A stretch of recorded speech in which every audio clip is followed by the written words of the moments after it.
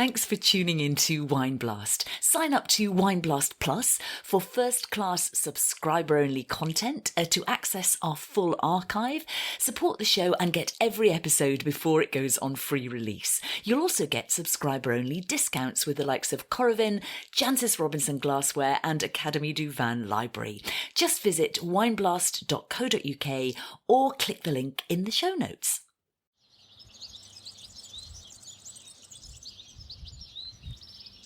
Hello and welcome to Wine Blast with me, Susie Barry, and my husband and fellow master of wine, Peter Richards. We've had all sorts of adventures on the pod lately, and now we are embarking on another one, and you are coming with us. Imagine the scene. Dawn is breaking over the pine-covered hills and verdant vineyards of Mediterranean France. The moon, an elegant waning crescent, is the only feature in a deepening blue sky. The horizon, a soft orange. But this dynamic landscape is neither still nor quiet. The buffeting wind is both seen and heard. White peaks litter the distant sea, while the birds are in full voice. Welcome to Pays d'Oc. It's a part of the world we visited before on the podcast, but this is a new story we're telling, a different subject we're exploring. Here's a taster of what's coming up. The good thing with Pays d'Oc is its freedom in the world of tradition. And Pays d'Oc is total freedom. You know, you feel like a painter with your pencil and with your colors, and you do what you want. You let your inspiration come through. It's fun. Gerard Bertrand there. We'll be hearing more from him in due course, together with other key protagonists in this tale. And I think the first thing we should do is explain what our subject is and how this is all going to work. Absolutely. So this is a particularly tasty mini-series we have lined up for you. 2 programmes dedicated to Pays d'Oc IGP. So, what is Pays d'Oc IGP? Well, by way of brief initial summary, chances are, as a wine drinker, you've come across it before because 21 bottles of Pays d'Oc IGP wine are sold every second across 170 plus countries. It accounts for one of the largest vineyard areas in the world, producing 700 to 800 million bottles every year, generating more than 4 billion euros in sales. Now, French wine nomenclature can be complicated because France is complicated, of course, gloriously so. But bear with us as we explain. A lot of the most famous names we associate with French wine, like Saint-Emilion or Châteauneuf-du-Pape or Champagne, are appellations, PDOs or AOPs, Appellation d'Origine Protégée. If you want to use those names as a wine producer, you need to follow a pretty hefty rule book of what you can and can't do. By contrast, the rules are more relaxed when it comes to IGPs or protected geographical indications. These designations still give some indication of provenance, but the areas are generally bigger and there's much more freedom in terms of things like what grape varieties you can use or how you make your wine and the style of wine you can produce. Pays d'Oc IGP is by far the biggest IGP in French wine. The vineyard covers a swathe of Mediterranean France from the Rhone River to the Spanish border, running from the Mediterranean shore across coastal plains into the hills. We'll pop a map on the show notes. We've got one that shows us pretty well. This is the Languedoc-Roussillon, whose overall vineyard covers 220,000 hectares. But of that, a whopping half is dedicated to making Pays d'Oc IGP wines, 110,000 hectares. So again, just to clarify, because it can be confusing for all of us, let's take the example of a wine producer in the hills above Montpellier in the Terrasse du Larzac zone. Now that producer has a choice. If the vines are within the sanctioned area, the grapes could be put towards making a wine labelled Terrasse du Larzac. Now that's an appellation or AOP that must be made from a blend of at least 3 designated varieties, principally Grenache, Mourvèdre, Syrah or Carignan. The wines must be over 12% alcohol, with vines planted at a minimum of 4,000 plants per hectare and yields no more than 45 hectolitres per hectare. Or the producer could decide that's a bit restrictive and do something completely different with some or all of their vineyard, in which case the PAYDOC IGP designation has proved a popular alternative. And that's because PAYDOC IGP rules are a bit more freewheeling. Producers can choose from 58 different grape varieties, including the likes of Chardonnay, Sauvignon Blanc, Viognier, Merlot, Syrah, Pinot Noir, and Cabernet Sauvignon. They can make them as single varietal wines or as blends. They can make red, white or rosé from relatively generous yields up to 90 hectolitres per hectare or 100 hectolitres per hectare for rosé, although the current average is apparently around 65 to 70 hectolitres per hectare. They can blend cross-regionally. They can make natural or orange or lower alcohol wines, and they can choose from a range of packaging and formats from bag-in-box to pouches, kegs and beyond. This is a wine category that truly espouses the French value of liberté. But it's not a complete free-for-all, is it? Production is monitored, and every single batch of wine is tasted and checked before being released to the market. That's quite something when you're talking about 800 million bottles per year. But this has been a central pillar of the PAYDOC IGP since its inception, the idea of delivering reliable quality. So a €5.5 million facility called the Espace Venalia was built just outside Montpellier, featuring what's billed as the world's largest tasting room, and it can process up to 900 samples per week. Apparently, up to 20,000 samples are processed every year, and on average, around 4% are rejected. It's a suitably impressive facility. We can confirm, having had a nosy round while we were there, it's a proper operation. We actually got talking with one technician who said one of the wine faults they check for goes by the name of wet mop. We're none the wiser about what this Not is. really. What's a wet mop? Really, but we got the message. Anyway, we'll put photos on the website, show notes about that. But all of this, from vineyard to shop shelf, has one overriding aim: to give people names they recognise, affordable prices, and quality they can trust. Meantime, keeping a historic and proud winemaking community in business. Now, this may all sound a bit dry and bloomin' obvious, yet behind this sleek, sizable operation lies a fascinating story of impending doom and stubborn visionaries and radical social change and great vinous success. And it's a story that isn't very well known. So craving your indulgence, we're going to tell it now. Across these 2 episodes, we're going to dive into the intriguing origin story and current reality behind PAYDOC IGP, with exclusive access to people who were in the room for vital events and decisions, both in the early days and more recently with those who are setting the standard for the future. We need to thank PAYDOC IGP for sponsoring this mini-series and granting us this privileged access, though, as ever on Wine Blast, sponsorship guarantees airtime, not party line, so all thoughts and opinions are very much our own. So let's start by travelling back to the mid-20th century, and we're going to illustrate the context by focusing on the Scali family, French merchants who had emigrated to Algeria and established a thriving grain and wine business straddling North Africa and southern France. At the time, Languedoc had a huge vineyard, around 430,000 hectares, largely dedicated to Carignan, Aramon and hybrid grapes. The Scali family blended their richer Algerian wine with the lower strength Languedoc wines. Business was good. After Algerian independence in 1962, the Scali family relocated to the Languedoc in 1964. Around a decade afterwards, Robert Scali took over the family firm. But he made time to travel to California wine country to gain some insights from the nascent but impressive wine scene there, particularly from Robert Mondavi, a name that will crop up a few times in this story. This was in 1977, just after the famous Judgment of Paris, when Californian wines had bested the French greats in a seminal blind tasting, as per our recent episode.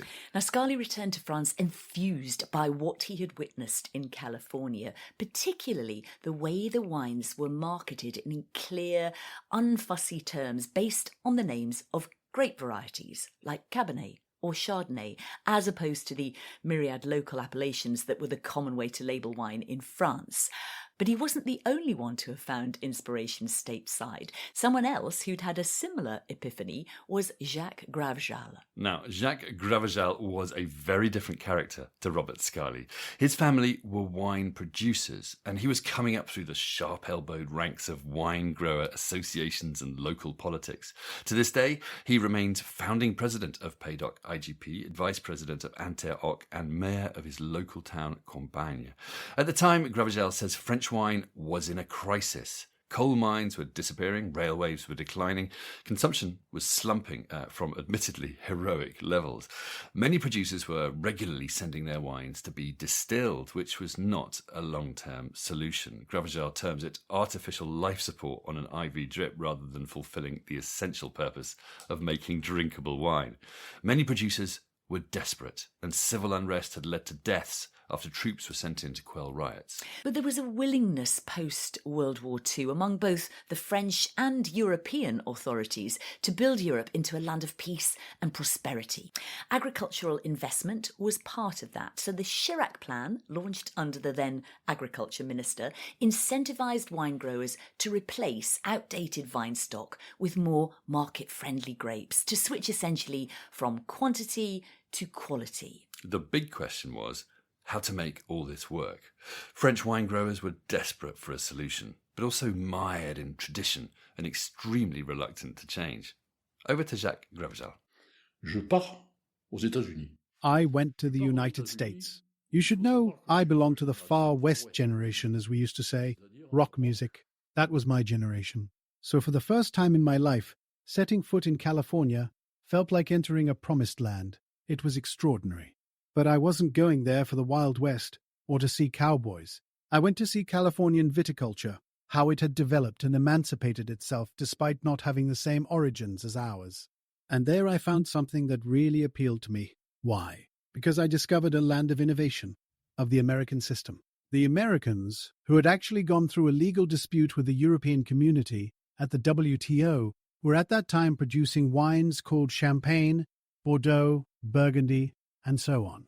Europe, and France especially, with the reputation no one can deny it had, and still has in certain respects, sued the United States, saying this was abnormal. Appellations of origin had to be protected. The INAO, the National Institute of Appellations of Origin, defended origin as sacred. It wasn't acceptable for California to produce Bordeaux or Champagne, so negotiations took place. And what did the Americans do? Clever as always, they said, fine, no problem, we'll stop using those names. But what they conveniently failed to mention was that they would keep the grape varieties.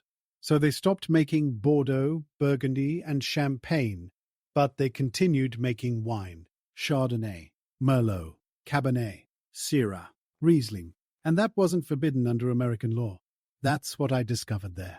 And then I thought, the entire wine economy of Napa Valley and Sonoma Valley, because they had already identified their territories very clearly to distinguish wines by place, resembled exactly what we were beginning to think about here, creating a regional Vin de Pays, which later became PAYDOC.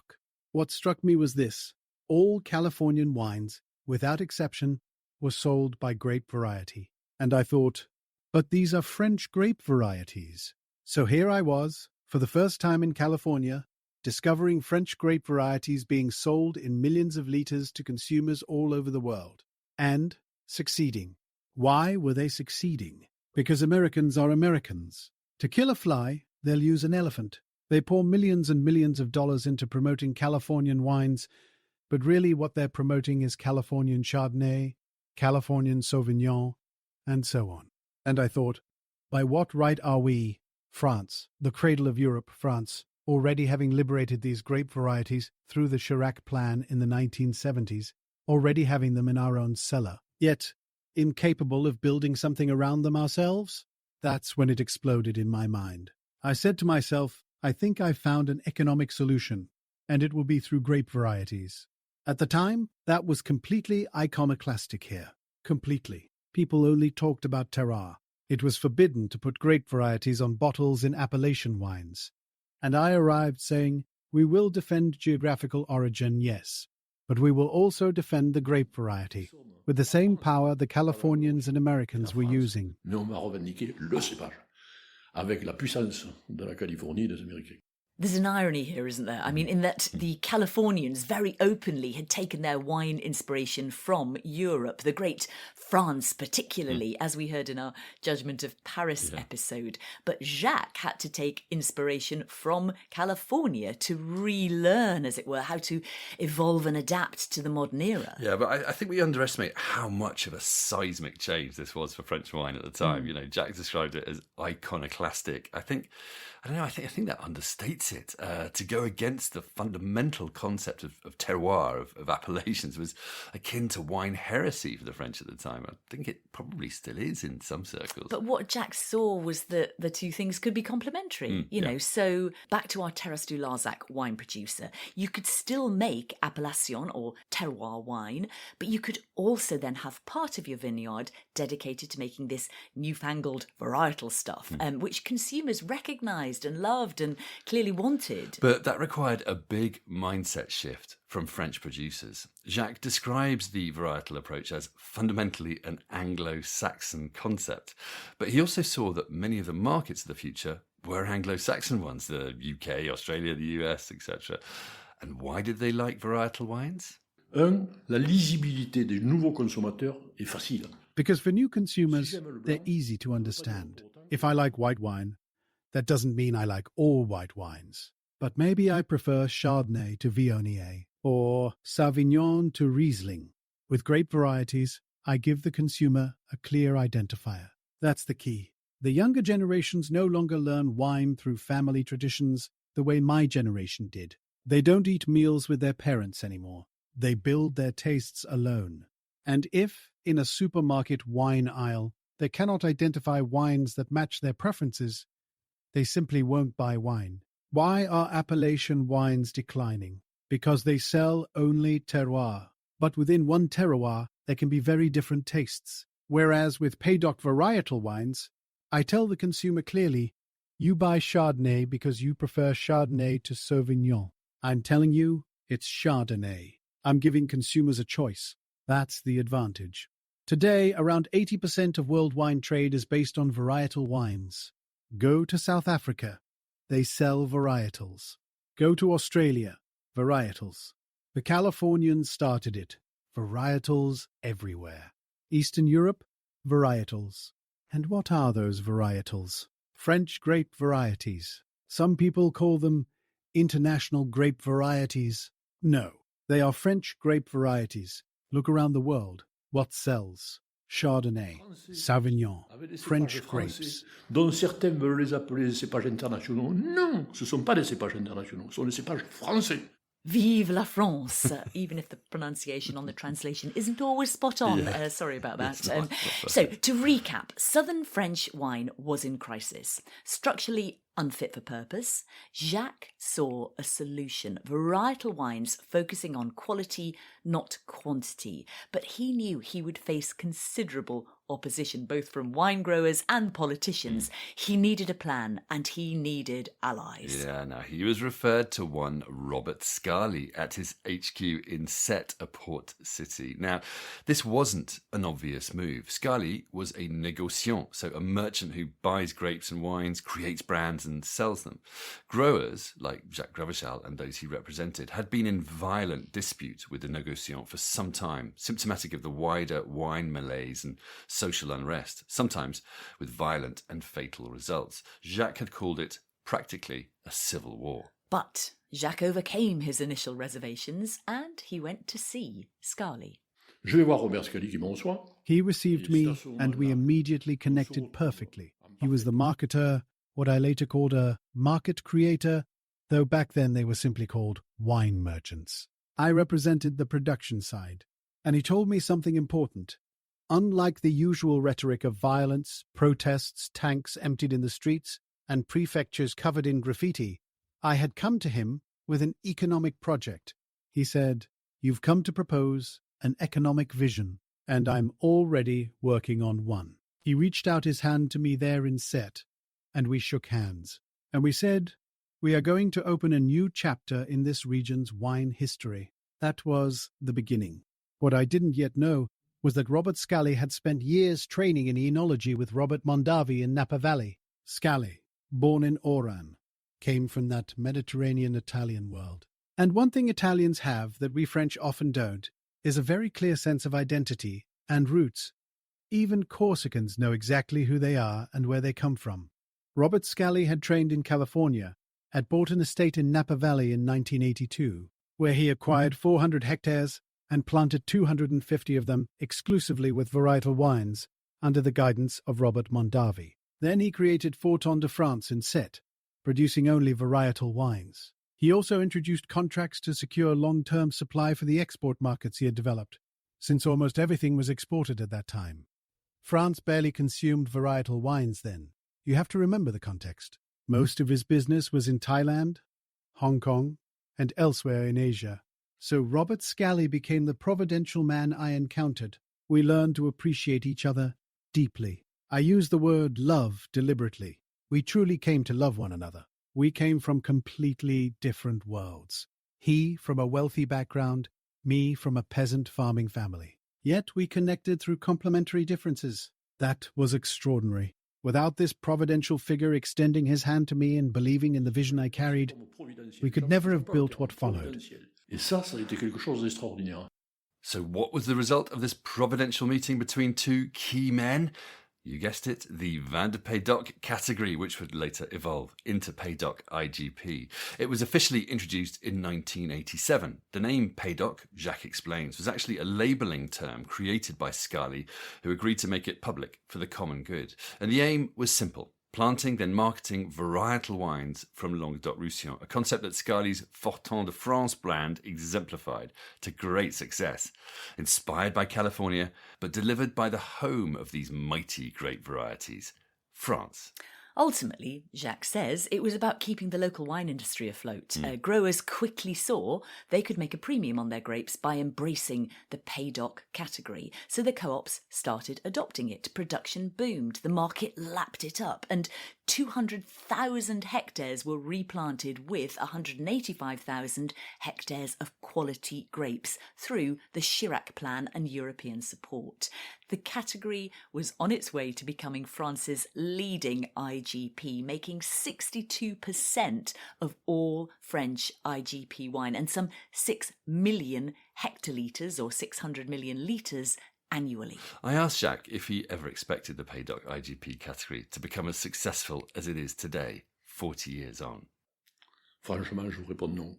Honestly, no. When you're at the bottom of the hole, and we were at the bottom of the hole in this region, the uprising in 1976 had led to 2 deaths. We found ourselves in a situation where, beyond simply being difficult, many people believed there was no plausible solution.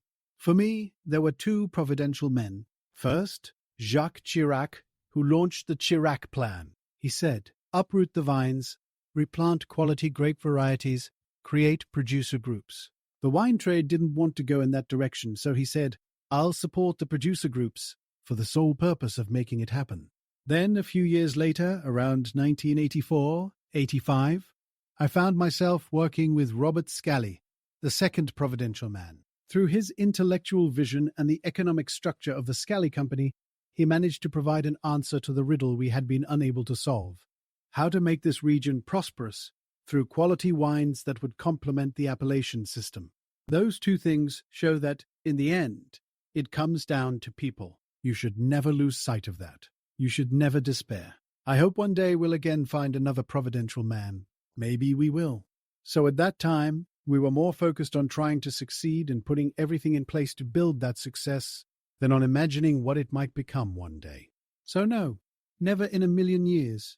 If you had asked me back then, do you think one day you'll produce 6 million hectolitres? I would have said, are you crazy?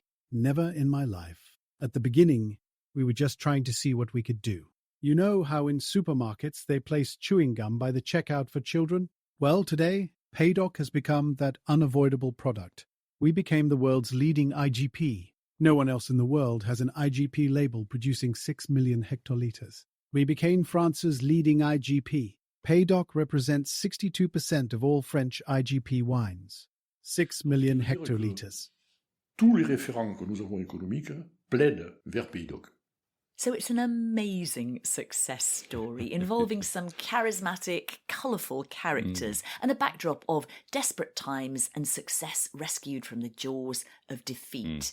Interestingly, while Pays d'Oc IGP was a big hit initially on export markets, now the French market is also embracing it. Sales are now 60% domestic and 40% export. A big change from the early days. Yeah, so French consumers getting their heads around it as well as French producers. Yeah. But, you know, at the same time, Jacques was keen to stress that things are challenging again now. You know, when it comes to declining consumption, climate change, you know, all the evident issues facing wine currently. Yeah, he did. He described it as another crisis. But what he proposed was interesting. Again, he came back to innovation being at the heart of Pays d'Oc IGP, the ability to be nimble and adapt. So he strongly supports, for example, sparkling wine being allowed within Pays d'Oc IGP, which it isn't currently.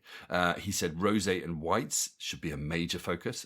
This region was historically, of course, more known for its reds, but that category is in steep decline in the market. He also advocated for de-alcoholized wine, admitting he changed his mind on that. That's interesting because there's definitely a very entrenched opposition in France to zero alcohol wine, with people saying it's not wine, it's an abomination, shouldn't be allowed, you know, that kind of thing. Quite. But Jacques said the quality is much better now than it was. He described the quality of the better zero alcohol wines now as astonishing. He said they've commissioned studies indicating the market for zero alcohol wines by 2030 could be 20 to 23 million hectolitres, so around 10% of current consumption, which is sizable, right? He said, is it ethical or traditional? No, but he added, if it boosts sales significantly and keeps vines in the ground and wine growers in a profession, then he, and I quote, refuses to dismiss it. He also advocated for measured irrigation and also pewees or disease-resistant varieties. So these are thought-provoking topics we'll be returning to over the course of this mini-series. In the meantime, a pause. To recap so far, Pays d'Oc IGP was born out of a crisis in French wine. It was inspired by California, pioneered by two key protagonists, grower Jacques Gravegeal and merchant Robert Scarley. It was a bold, iconoclastic move that pitted traditionalists against modernists at a crunch time in global wine evolution. Against all the odds, Pays d'Oc IGP thrived, becoming a vinous success story like few others. So now we're going to move on and explore what that has meant since, talking to key players within the Pays d'Oc IGP category. First up is Olivier Simonou, a very important figure in French wine as president of Inter-Oc and a general director of Castel Béziers, Castel being France's largest wine group and the biggest producer of Pays d'Oc IGP wines. Castel makes 900,000 hectolitres of Pays d'Oc IGP per year. Their Roche-Mazet brand sells 60 million bottles, mostly well-known varieties like Cabernet, Merlot, Chardonnay and Sauvignon. And a fair chunk of their sales are bag-in-box, interestingly. Olivier calls the creation of Pays d'Oc IGP a genius idea because it brought growers and merchants together to develop a business based around market demand, quality over quantity and continual improvement. Put simply, consumers understood grape varieties and Pays d'Oc IGP could give that to them consistently and affordably. I asked Olivier how the Pays d'Oc IGP category has evolved over time. I think in quality, first. For the reds were good quality at the very beginning, thanks to the collaboration between wine merchant and producer. But for the white and rosé, also the technology improved to elaborate the wine, and all these evolution have also given to Pays d'Oc some ambitions, like to be compared to Provence. That was a wine already well known compared to Pays d'Oc. And step by step, Pays d'Oc in rosé, for example, became the biggest vineyard in rosé compared to the King Provence or whatever. Nothing is impossible with Pays d'Oc. That's a nice way of seeing it. Going back historically then, you said that between Jacques Gravegeal and Robert Scarley creating this new category, Pays d'Oc, was a genius idea. But as far as I understand, it did take a while for people to embrace it. How has that aspect of the whole thing changed over time? I think people had no choice to survive. Then they follow the people, and they were very charismatic. Jacques is very charismatic. And Robert Scali is, let's say, an industrial man, and very famous for that. They are leaders, and people follow them, and they trust on them. And also the big strength of this concept was that for the export market, there was no need to explain what is varietal or... We talk about Paydock in regards to innovation. What other innovations would you flag up as being important within the category of Paydock right now? Innovation has always been in the DNA of Paydock. At the very beginning, varietal was an innovation in here, not in other country, but in here. And since the very beginning, it never stops. You have the orange wine, for example. Paydock said, yes, we open to orange wine. Now you have the light red wines as well. You have also the low alcohol or no alcohol, which is now in talk. And we will be able to do that, I suppose, very, very soon. And as soon as you have innovation somewhere about wine, Paydock is interested in. But the important thing is that Paydock has a control on every liter put on the market. Then even if you innovate, you take risk or whatever, you have this control which avoid any bad wine going onto the market. And that will be the same, I suppose, for the low alcohol and no alcohol. If the quality is not high enough compared to the Paydock standards, then they won't be delivered to the market. But innovation, but control as well. How would you define or sum up Paydock IGP these days? Quality, volumes, innovation, brave, and good rate, quality, price. Yeah, best value for money. There you go. So Paydock has made a name for delivering good value wines. Exactly. But that doesn't necessarily mean cheap wines, does it? Let's say you have cheaper wine than Paydock. That exists. But the quality is quite poor. At that price, that means over this first price wine, you can find Paydock. And I think that's the best rate, quality, price you can find on the market. And the quality is very regular as well, thanks to this control we talk about. It's very accessible category.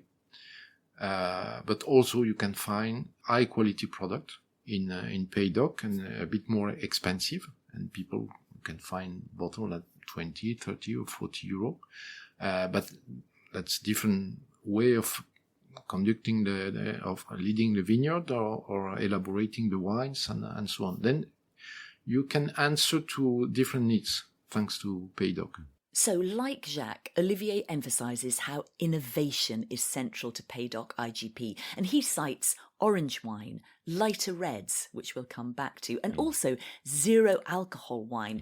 Now, the latter is a talking point because in the current Paydock IGP rules, wines can be naturally lower alcohol. The minimum level is 9% ABV, but de-alcoholized wine is not currently allowed. But Olivier was very clear that they would soon be allowed into the Paydock IGP rulebook. So perhaps a bit of a scoop there. Yeah. I got that same feeling from Jacques too when I talked to him. And to be honest, I think that's a smart move. You know, whatever the purists say, wine lovers want to drink wine. So Castel has invested in spinning cone technology. And Olivier also said the quality has improved markedly lately. And better to give consumers the option to buy low or zero alcohol wine rather than have to defect to beer or soft drinks or whatever, you know. Olivier reckons the low alcohol wine segment could grow to be 10 to 15% of the market, which is a big chunk.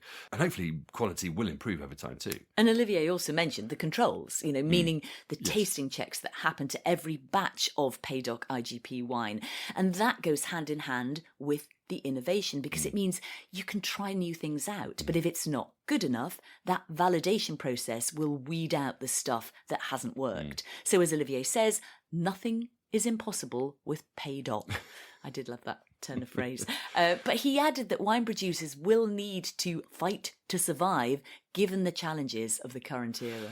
Which is a very apposite note on which to bring in our next guest, Gerard Bertrand, a distinguished former rugby player. Gerard is now head of a vibrant eponymous wine and, I guess he'd add, lifestyle business, selling into 175 countries, but based out of Château l'Hospitalet near Narbonne, which has a 5-star hotel, spa, restaurant, and a very popular annual jazz festival. Apparently Sting is performing this year. Wow, is he? There we go. Gerard describes himself as a winemaker and party maker and says his work is more like a mission than a profession. His winemaking family, originally based out of Villemajou in Corbière, was a big influence on him. But so was Robert Mondavi, that name again, after Gerard spent time in California in 1988, invited by Robert Scarley, and he was inspired by the way Mondavi's business vision went beyond wine to creating destinations and experiences linking wine with food and culture, art and music. And Gerard drew deeply from that well, in the same way that Jacques Gravegeal and Robert Scarley had done before him. And Gerard makes many wines and does many things, but he's been a long-term supporter of the Paydock IGP category. He says it has enabled producers to compete at an international level and promote the region's unique lifestyle. And also, as we'll hear, to innovate in intriguing ways. One of Gerard's key values is his adherence to biodynamic viticulture. So I asked him why biodynamics is important to him and his wines. Biodynamic, it's more than a cultural method for me. It's a philosophy of life. You know, myself, I use homeopathic pills for 40 years. And for me, biodynamic is like homeopathic by the plant for the plant. And when we started in 2002, it was like a revelation because I have seen the changes in the vineyard, in the cellar, with much more acidity, better pH, better wine, better balance. And also when you stop to use chemical products and when you start to introduce natural ingredients, you know, it's you protect biodiversity, and it was a game changer in my life. I like to share this experience with my team, working in the vineyard, and we have 150 people dedicated for these programs. You know, we started with 2 hectares, and now we have 1,000 hectares turned to biodynamic, and we do it for 25 years. And we started before biodynamic became popular. Yes, we are the number one in the world, and we continue to share our practices and also to dedicate our time for that in the vineyard. Yeah. And as far as I understand, you came to homeopathy because you had an illness or an injury. Remind me. Yeah, you know, when I turned 22, I had a liver issue, and I couldn't drink wine anymore. You know, I think for a winemaker it's a big problem, and for a Frenchman it's a tragedy. Yes. And I experiment some medicines with some people, and it doesn't work. And one of my friends, Jean-Claude Berrouet, who has been the technical director of Petrus for 44 vintages, advised me to visit an homeopathic doctor. And I made it. And he explained to me the reason why I had a liver issue, and he fixed it with homeopathic pills. And in 6 months, I became another person. And he was a game changer in my life, and I understood the potential, the strength of natural method. Now, turning to the wine, how do you view the IGP Paydock category? Oh, you know, I remember very well this time because my father was very close to Robert Scarley. I was invited by Robert Scarley to spend 2 weeks in Napa Valley, and I get lucky enough to meet Robert Mondavi, and I spent 2 hours with Robert, and he explained to me his vision for the wine industry, and it was just the beginning of the varietal in the world of wine. And you remember the Judgment of Paris, we celebrate this year 50 years. And it was just 11 years after that. And for people understanding what is the difference between a Chardonnay and a Cabernet and a Merlot, introducing the taste profile of wine has been a game changer for the region. And we start to introduce grape varieties, and we start to promote a destination with Pays d'Oc. You know, I came back home, I was 23 years old, and I was focused on my rugby career, and I started in the wine industry because my father passed away and I took over the family estate. And I say, okay, now I know what I want to do, because I was impressed by what he has achieved in California, like creating a destination, number one, and number two, making the link between the wine, the culture of the region, and also art and music. And I came here and I say, oh, this is my vision for this region. I want to promote this lifestyle, and I would like to find a place like now at Château L'Hospitalet to create more than an experience, to make people happy, making the link between the wine, the gastronomy with the chef. We create a jazz festival, and we also promote the culture of the region. And this is really what is important for me, because now it's not only a beverage. Wine is a cultural product, and you need to share with people your passion and also to try to explain your legacy in the world of wine. Let's talk about innovation. Pays d'Oc IGP has allowed producers to innovate within a certain framework. How important is that capacity to innovate? For us as a company at Gerard Bertrand, we like to innovate. You know, we were the first to really promote natural and no-additive sulfite wines. We launched a range called Trouble, very successful with Mark & Spencer now, which is a cloudy wine with no filtration. I mean, we like to create new trends. We have a range called So Vivo, which is low alcohol. I mean, I think this is also interesting as a company to explore new trends and to really be a strength of proposal for people to have fun also with a glass of wine. Because I think the success also of Pays d'Oc is based on that. It's fun. And talk to us about low sulfite natural wines. Is that something that's increased? Is that a trend that you see being particularly hot? When we started in 2011, it was not a trend. And Pays d'Oc gave us an opportunity to make some natural wine. We have a range called Naturae, and this range became the number one natural brand in the world. Very successful because it's a taste, because we control also, as my father say, 1001 detail from harvesting to bottling, in order to be careful to avoid any oxidation. And the wine are terrific. And it's interesting because it really reveals the taste of the grapes, because you don't use any sulfur. And of course, it's more challenging for white and rosé than red, because with red you have the quality of the tannin, which protect against oxidation. But even with white and rosé, we have managed carefully that innovation in order to deliver a good taste with consistency and potential of aging. What's your take on the revival of ancestral or historic grape varieties now in the region? We are still a defender of Carignan, especially for the appellation like Corbière-Boutenac or La Livinière are very interesting. But, you know, these grapes variety now are very interesting also because they are between 50 to 100 years old.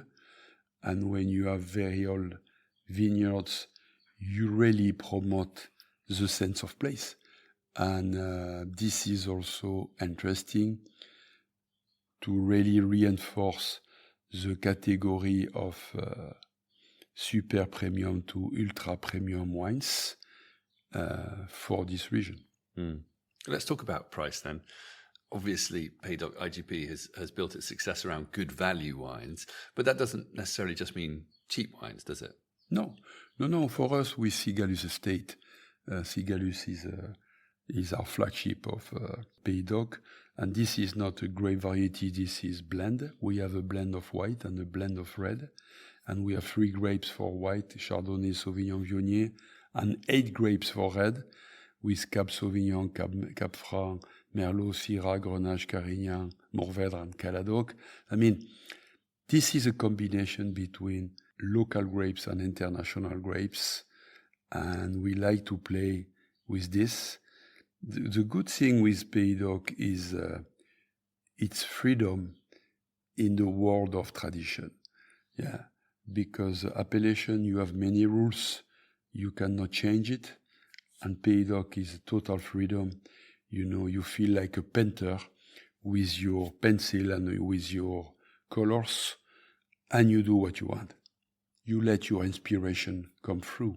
Let's talk about the lifestyle. How important is wine tourism? Wine tourism, it's more and more important because we, south of France, we are a destination. And people can travel with a compass or with a corkscrew, visiting different estates, visiting different castles and abbeys, spending time on the beach clubs, or also visiting the countryside.